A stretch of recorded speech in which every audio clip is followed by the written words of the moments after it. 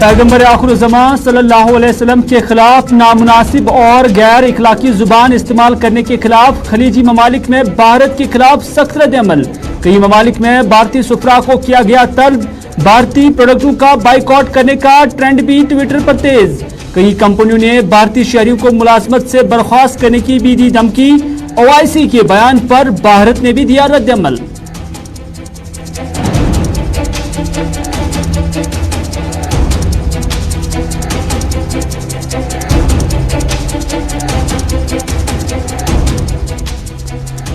नुपुर शर्मा के खिलाफ कार्रवाई पर बोले असदुद्दीन ओवैसी। कहा, अरब ममालिक के रद्द-ए-अमल के 10 दिन बाद दबाव में आकर बीजेपी सरकार ने की कार्रवाई।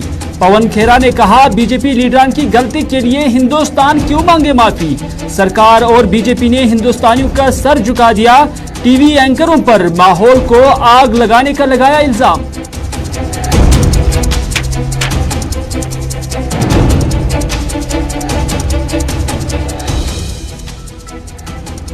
और डॉक्टर फारूक अब्दुल्ला ने जम्मू कश्मीर में इंतखाबात कराने की मांग। कहा, सेंटर की सरकार नहीं, अवामी हुकूमत से मसाइल होंगे हल।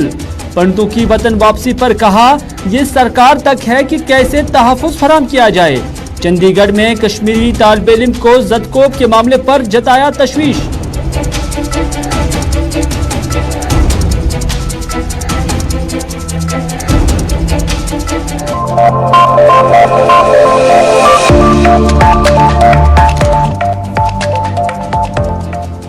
बिस्मिल्लाहिर्रहमानिर्रहीम, अस्सलाम वालेकुम। आप सभी का खैर मकदम है। आप देख रहे हैं प्रोग्राम स्पेशल रिपोर्ट। अपने मेजबान मीर हिलाल हांजुरी के साथ दोपहर के 4 बज चुके हैं। श्रीनगर के स्टूडियो से बराह रास्त प्रोग्राम स्पेशल रिपोर्ट लेकर मैं हूं आपकी खिदमत में हाजिर। और स्पेशल रिपोर्ट में मुतअद्दिद खबरें आज भी आया चाहती हैं, लेकिन सबसे पहले शुरुआत नुपुर शर्मा के उन अल्फाज से जो उन्होंने पैगम्बर आखिर-उज़्ज़मान सल्लल्लाहु अलैहि वसल्लम के मुखालिफत में कही थी। और उसके बाद एक टीवी शो के दौरान जब उन्होंने इन अल्फाज का इस्तेमाल किया तो उसके बाद पूरे मुल्क के अंदर शोर उठा।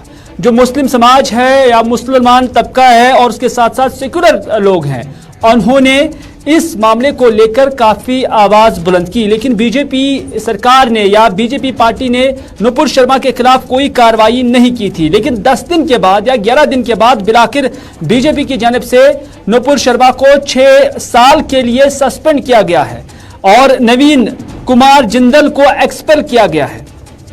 और ये जो कार्रवाई बीजेपी की जानिब से की गई है, इस पर भी अब सियासत तेज हो गई है। क्योंकि इससे पहले जब मुल्क की सतह पर इस पर क्रिटिक्स या तनकीद हो रही थी इन बयानात को लेकर, तो उस पर जब बीजेपी ने कोई कार्रवाई नहीं की तो फिर Qatar, Kuwait, Iran, Pakistan, Saudi Arab और मुत्तअद्दिद अरब ममालिक और मुस्लिम ममालिक की जानिब से इस बयान को लेकर जो बीजेपी के तर्जुमानों की जानिब से दिए गए थे उस पर रद्द-ए-अमल आया। न सिर्फ रद्द-ए-अमल आया बल्कि मुत्तअद्दिद सुफरा को अलग अलग ममालिक के अंदर तलब किया गया। जो भारतीय सुफरा वहां पर है उन्हें तलब किया गया और बाज़ाब्ता तौर पर एहतजाज दर्ज किया गया और कहा गया कि पैगम्बर सल्लल्लाहु अलैहि वसल्लम के शान में गुस्ताखी करना किसी भी सूरत में किसी भी मुसलमान से बर्दाश्त नहीं होगा।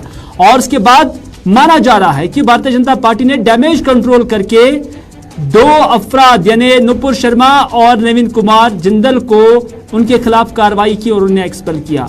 तो इस तरह से अब सियासत इस पर इस हवाले से भी तेज हो गई है, क्योंकि मुल्क के अंदर जो सियासतदान है उनका मानना है कि अब मुल्की लोगों के रद्द-ए-अमल में नहीं बल्कि जो गैर ममालिक है या सऊदी अरब, पाकिस्तान, ईरान, कुवैत, कतर या जितने भी अरब ममालिक है उनके दबाव में आकर बीजेपी ने इन दोनों चेहरों के खिलाफ कार्रवाई की है।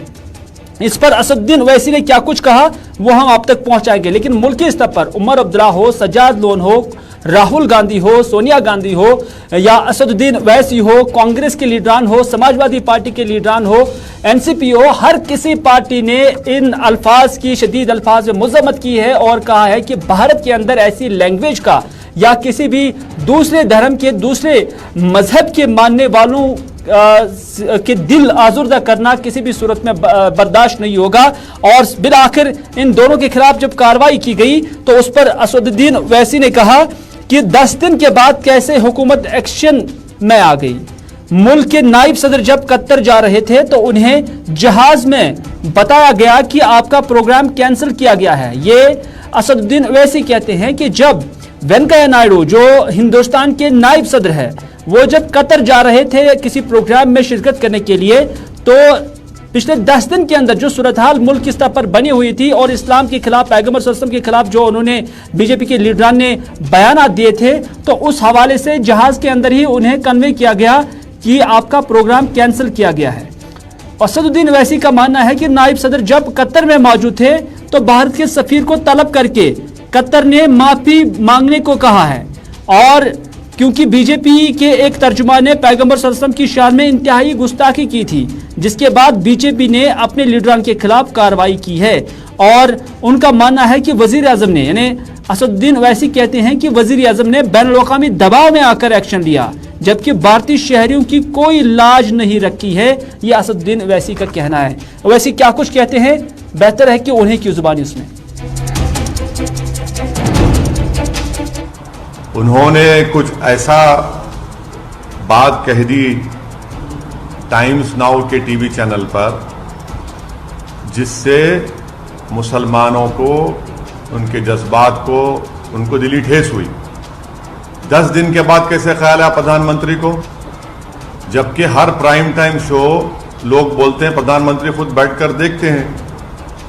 तो 10 दिन के बाद बीजेपी रिएक्ट करती है, और कब रिएक्ट करती है, जब देश के वाइस प्रेसिडेंट खतर को पहुंच रहे हैं तो प्लेन में, जो प्लेन में होते हैं तो उनसे कहा जाता है कि आपका जो बैंक्वेट था वो कैंसिल कर दिया गया है।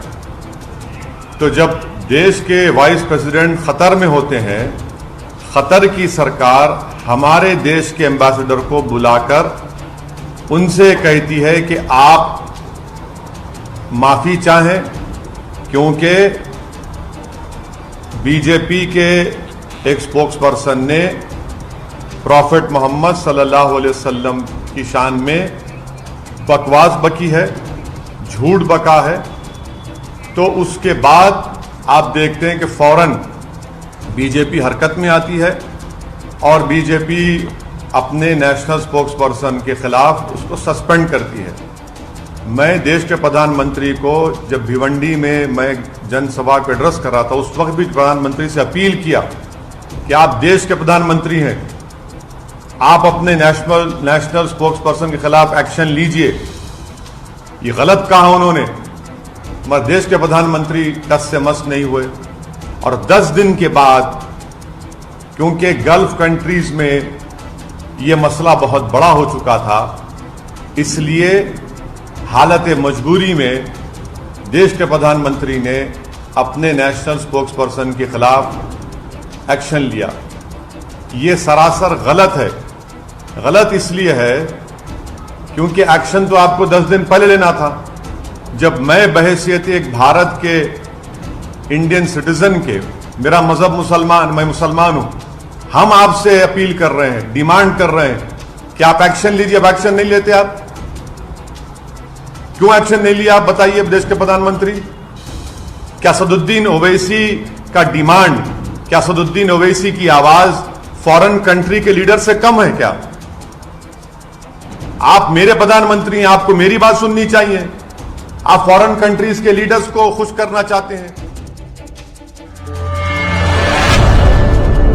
चलिए, असदुद्दीन ओवैसी कहते हैं कि असदुद्दीन ओवैसी ने भी जब इसी मामले को लेकर आवाज उठाई थी तो उस पर कोई भी रिएक्शन नहीं आया, और जब गैर मुल्की स्तर पर गैर मुल्की लीडर ने इस पर आवाज उठाई तो फौरन मोदी गवर्नमेंट एक्शन में आ गई। लेकिन पवन खेरा क्या कुछ कहते हैं? पवन खेरा ये कहते हैं कि बीजेपी के लीडर ने गलती की है, तो उसका मतलब ये नहीं कि पूरा हिंदुस्तान इसके लिए माफी मांगे। ये बीजेपी लीडरान की गलती है तो हिंदुस्तान माफी क्यों मांगे? ये गलती हिंदुस्तान ने नहीं की है, ये पवन खेरा कहते हैं। और उनका मानना है कि ये नैरेटिव जो है हिंदुस्तान के अवाम का भी नहीं हो सकता है। उन्होंने ये भी कहा कि आज वजीर आजम को कतर और कुवैत की तरफ से राजधर्म याद दिलाया जा रहा है, ये पवन खेरा का कहना है। और उनका कहना है कि सरकार और उसकी जमातें आज हिंदुस्तानियों के सर झुका दिए हैं। और पवन खेरा ये भी कहते हैं कि हम नहीं समझते हैं कि इसमें किसी हिंदुस्तानी की गलती है, बल्कि वजीर आजम अगर दुरुस्त वक्त पर, सही वक्त पर अपने स्पोक्स पर्सन को चुप कराते या समझाते तो आज माफी नहीं मांगनी पड़ती। और उन्होंने ये भी कहा कि मुल्क के अंदर जो बड़ी बड़ी टीवी चैनलें हैं उनके एंकर्स भी यहां के माहौल को आग लगा रहे हैं। गलती भारतीय जनता पार्टी ने की है, उसका खामियाजा देश क्यों भुगतेगा? आज प्रधानमंत्री को उनके राजधर्म के बारे में याद दिलाया जा रहा है कतर और कुवैत द्वारा। इससे ज्यादा शर्मनाक बात हम सबके लिए और क्या हो सकती है? एक प्रधानमंत्री और उसकी पार्टी ने हम सबका सर नीचे झुका दिया और भारत माफी मांग रहा है। हमें इस बात को हम स्वीकार नहीं करते कि इसमें किसी भारतीय की गलती है। भारत संविधान की मूल्यों को सदैव आदर करता है।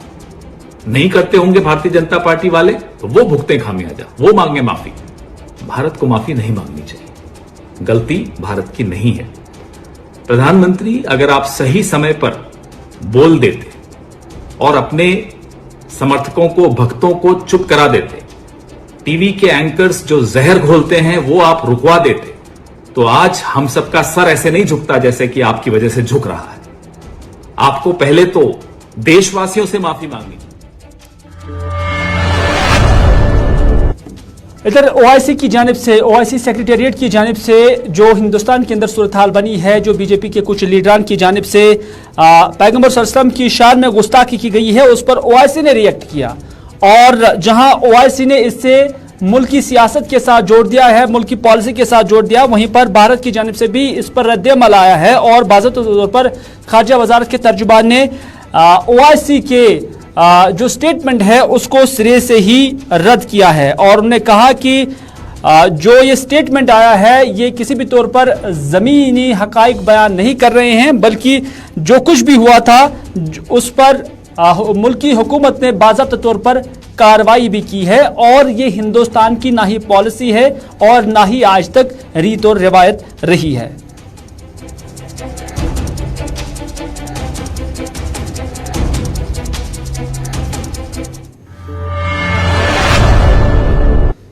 नाज़रीन, मागरेपुरा चाडूरा के अंदर हाल ही में एक ब्रिक किलन यानी ईंट के भट्टे के अंदर काम करने वाले एक मजदूर को नामालूम अफराद ने गोली चलाकर हलाक किया था।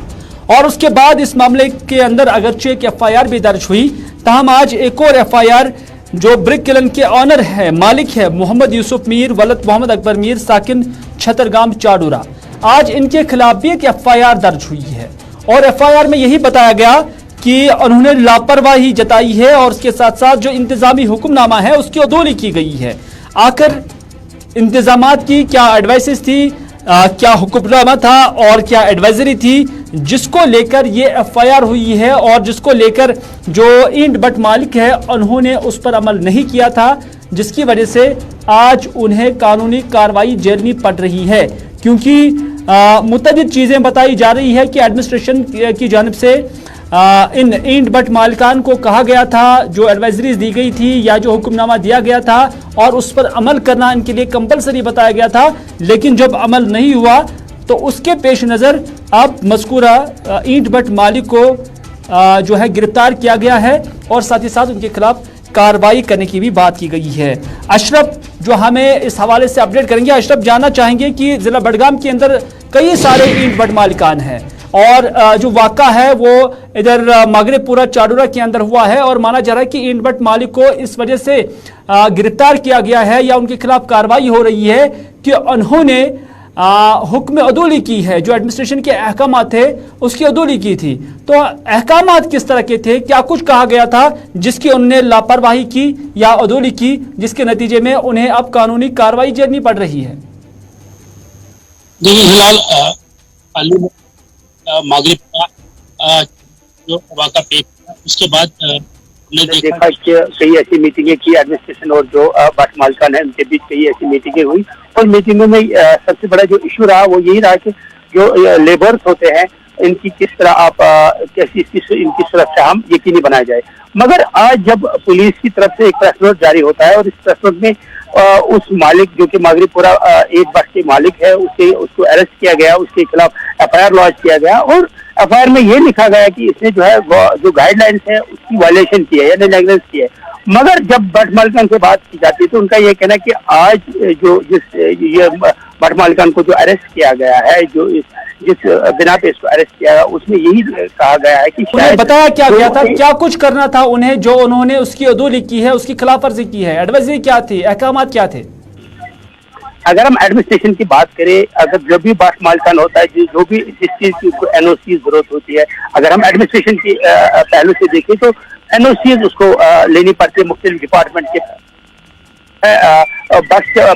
बस चलाने का इजाजत मिल जाती है। मगर जब हम सिक्योरिटी के हवाले से देखते हैं तो सिक्योरिटी के हवाले से कुछ ऐसी चीजें अब सामने आई जो भट्ट मालिकान को जरूरी होती थी। शायद इससे पहले इनको शायद लग रहा था कि इन चीजों की जरूरत नहीं है। सबसे बड़ा इशू सीसीटीवी कैमरा, दूसरा पूरे भट्ट के जो ईंट का भट्टा होता है, जिसमें उसके अंदर जो जमीन होती है, जिस साइड में ये काम करते होते हैं लेबर, वहां पर लाइटिंग लगानी है, लाइट सिस्टम लगा है। और तीसरा, जितने भी ये लेबर्स होते हैं इनको शाम को एक ही जगह पे इनकी रेजिडेंस होनी चाहिए और साथ ही उनके कुछ गार्ड्स रखने होंगे जो प्राइवेट गार्ड्स होते हैं उनकी सुरक्षा के लिए। तो ये सब और सबसे बड़ी जो बाउंड्री, जहां तक जो ईंट का भट्टा होता है इसके अंदर जितनी भी जमीन है उस पूरे एरिया को जो बाउंड्री वॉल करना है, मगर ऐसा कहीं दिख नहीं रहा है। अब जब मागरेपुरा का वाक़ा पेश है उसके बाद ये कहा जा रहा है कि इनको जो है जो पुलिस है, पुलिस के साथ मीटिंग हुई, उसमें सबसे बड़ा इशू ये रहा कि आपको सीसीटीवी कैमरा लगाने होंगे और साथ ही जितने भी आपके ये जो बहुत बहुत शुक्रिया। अशरफ का मानना है, जो कि हमें बड़गाम से अपडेट कर रहे हैं, उनका मानना है कि एडमिनिस्ट्रेशन की जानिब से भट्ट मालिकान को एडवाइजरी दी गई थी कि वो सीसीटीवी इंस्टॉल करे और जो ईंट का भट्टा है उसके चारों तरफ से लाइटनिंग होनी चाहिए, बाउंड्री वॉल भी होना चाहिए, लेबर को सिक्योरिटी होनी चाहिए और उन्हें शाम को एक ही जगह पर रखने की जरूरत है। और इस हवाले से ये एडवाइजरीज या अहकामात जो है एडमिनिस्ट्रेशन की जानिब से इन भट्ट मालिकान को दी गई थी। हमने भट्ट मालिकान से भी जानने की कोशिश की थी कि क्या वाकई एडमिनिस्ट्रेशन की जानिब से उन्हें वर्बली या लिखित में ये सारी एडवाइजरीज दी गई है या हुक्मनामा दिया गया है। तमाम उनकी जानिब से बात करने से इनकार ही किया गया है, क्योंकि हमने उनका व्यू भी जानने की कोशिश की थी। ताहम उन्होंने इस हवाले से कोई लबकुशाई नहीं की।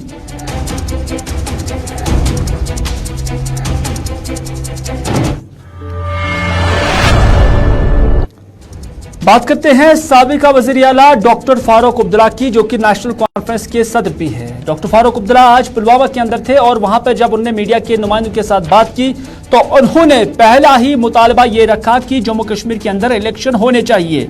उन्होंने कहा कि लोगों की हुकूमत बननी चाहिए, मौजूदा हुकूमत सेंटर की हुकूमत है, जब तक ना लोगों की हुकूमत आ जाए तब तक अवाम के मुश्किलात दूर नहीं होंगे। ये डॉक्टर फारूक अब्दुल्ला का कहना है। डॉक्टर फारूक अब्दुल्ला ये भी कहते हैं कि लोग यानी कश्मीरी लोग कश्मीरी पंडितों की वतन वापसी चाहते हैं और वो भी चाहते हैं कि वो यहाँ पर रहें, लेकिन ये सरकार तक है कि उन्हें कैसे तहफ़्फ़ुज़ दे सके। यानी ये सरकार तक है, ये मामला सरकार को पर्टेन करता है कि वो उनकी जो सिक्योरिटी है, जो हिफाजत है, उसको यकीनी बनाए ताकि वो यहाँ सुकून के साथ रह सके। डॉक्टर फारूक अब्दुल्ला ने एक सवाल के जवाब में ये भी कहा कि अभी चंडीगढ़ में भी कश्मीर के तालिब इल्मों का ज़दकोब किया गया है, जो बहुत खतरनाक सूरत हाल है। ये एक तशवीशनाक चीज़ है। हाल ही में गवर्नर ने कहा कि हम सब सियासी जमातों को बुलाएंगे, यानी ऑल पार्टीज मीटिंग बुलाएंगे। ताहम उन्होंने कहा कि हमने उस वक्त भी कहा कि हम तैयार है कि अगर हमारे से कोई मदद मिल सके। डॉक्टर फारूक अब्दुल्ला ने पुलवामा के अंदर क्या कुछ कहा, आइए देखते हैं। इलेक्शन करने चाहिए। ये जो हुकूमत है ये लोगों की हुकूमत नहीं है, ये अफसरशाही है। और जब तक लोगों की हुकूमत नहीं आएगी तो लोगों की मुसीबतें दूर नहीं होंगी। और उसके लिए ज़रूरी है कि लोगों की हुकूमत बने, लोग वोट डालें, लोग अपनी हुकूमत लाएं। सर खतरनाक सिचुएशन है और इसका असर मुल्क पर भी पड़ रहा है। अभी कश्मीर के एक स्टूडेंट को मार दिया है वहाँ पे चंडीगढ़ में। ये तशवीशनाक चीज़ हो रही है। पंडितों को फिर से बसाना और पंडित फिर भागना चाहते हैं। देखिए, हम तो चाहते हैं कि वो रहें, या अब उन तक है और सरकार तक है, देखें कि इनको कैसे तहफ़्फ़ुज़ दे सके कि ये अपने दिल से यहाँ रह सके, रह जाए। तो ज़ोर ताकत से कोई रहेगा नहीं। इससे जब तक इनको ये महसूस नहीं होगा। बात करते हैं एमसीएच की, यानी मैटरनल एंड चाइल्ड हेल्थ के हवाले से जो आज कॉन्क्लेव हुआ है। 2 दिन का कॉन्क्लेव शुरू हो चुका। आज श्रीनगर के SKIC में जो नेशनल हेल्थ मिशन की जानिब से यहाँ पर इसका इनेकाद किया गया है। और आज की इस इफ्ताही तकरीब पर lieutenant governor Manoj Sinha, chief secretary Arun Kumar Mehta, principal secretary health and medical education, director NHM और दीगर लोग यहाँ पर मौजूद थे। और इस कॉन्क्लेव में मुल्की और बैन अवी सतह के कुछ माहिरीन यहाँ पर मौजूद थे। और इस दौरान हेल्थ के अंदर बेहतर कारकर्दगी दिखाने वाले अफराद में, डॉक्टर साहिबान में, अमले में यहाँ जो है सर्टिफिकेट्स भी फराहम की गई हैं। लेकिन इस मौके पर यह भी कहा गया है कि SRS सर्वे के नताइज यही बता रहे हैं कि जम्मू कश्मीर में IMR यानी इन्फेंट मोर्टलिटी रेट 20 से 17 पॉइंट पर आ गए हैं, जो कि एक खुशाइन कदम है।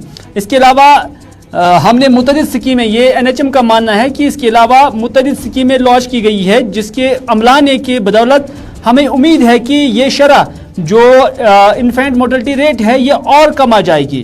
क्योंकि आज का जो कॉन्क्लेव था ये सिर्फ चाइल्ड और यानी जच्चा और बच्चा के हवाले से, उनके केयर के हवाले से, उनकी ज़िंदगी के हवाले से था और उनके ट्रीटमेंट के हवाले से था कि किस तरह से ट्रीटमेंट किया जाए। और उस हवाले से ये भी कहा गया है कि आज का ये कॉन्क्लेव और इसका मकसद ये था ताकि इसमें शामिल माहिरीन की तजावीज़ और तजुर्बात से माओं को और उनके बच्चों को सर्जरियों से बचाया जा सके और कैसे मैटरनल मोर्टेलिटी रेट जो है उसे कम किया जाए। और इसके अलावा बच्चों और उनकी माओं को जो दीगर मुश्किलात लाहिक रहते हैं उनके अजाले के लिए क्या कुछ करना होगा, उस पर आज सिर हासिल बहस हुई। और इसमें मुल्की और गैर मुल्की सतह के जो माहिरीन हैं उन्होंने अपने ख्यालात का इजहार किया। और इसका जो कंक्लूजन होगा उस पर जम्मू कश्मीर सरकार की जानिब से एक्ट किया जाएगा ताकि इस शोबे के अंदर यानी मोर्टेलिटी रेट, बच्चों की और उनकी माओं की ट्रीटमेंट, केयर सब में बेहतरी लाई जा सके।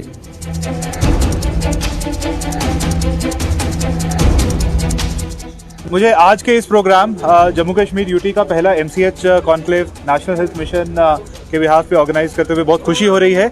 जैसे कि आप जानते हैं कि हाल ही में रिलीज किए हुए सैंपल रजिस्ट्रेशन सर्वे SRS सर्वे के रिजल्ट्स आए हैं, जिसमें हमारा IMR 20 पॉइंट से 3 पॉइंट डिक्रीज करके 17 पॉइंट पे आया है, जो कि पूरे मुल्क में सबसे अच्छा IMR माना जाए। और इसके चलते हमने बहुत ज़्यादा ऐसी स्कीमें और प्रोजेक्ट्स टेकअप किए हैं जो MCH रिलेटेड हैं। और ये उम्मीद है कि हमारा MMR और IMR फर्दर आगे ड्रॉप हो। और उन सबको अचीव करने के लिए हमने एक 1.5 day long national level summit रखा है, जिसमें मुख्तलिफ किस्म के एक्सपर्ट्स यहाँ मौजूद हैं जो अलग अलग किस्म की जो प्रॉब्लम्स हम फेस कर रहे हैं, जैसे कि high rate of caesarean sections, maternal mortality, neonatal stabilisation, इन सब पे उनकी डिस्कशंस होंगी और उन पे हम फिर उनके जो रिजल्ट्स आएंगे उन पे हम अमल करेंगे। तो नाज़रीन, था आज का स्पेशल रिपोर्ट। इसी के साथ दीजिए अपने मेज़बान मीर हिलाल हाजिरी को आज का ये प्रोग्राम यहीं पर इख्तिताम करने की इजाज़त, इस वादे के साथ कि अगर ज़िंदगी रही तो आपसे फिर होगी मुलाकात। तब तक के लिए खुदा हाफिज़, फी अमानिल्लाह।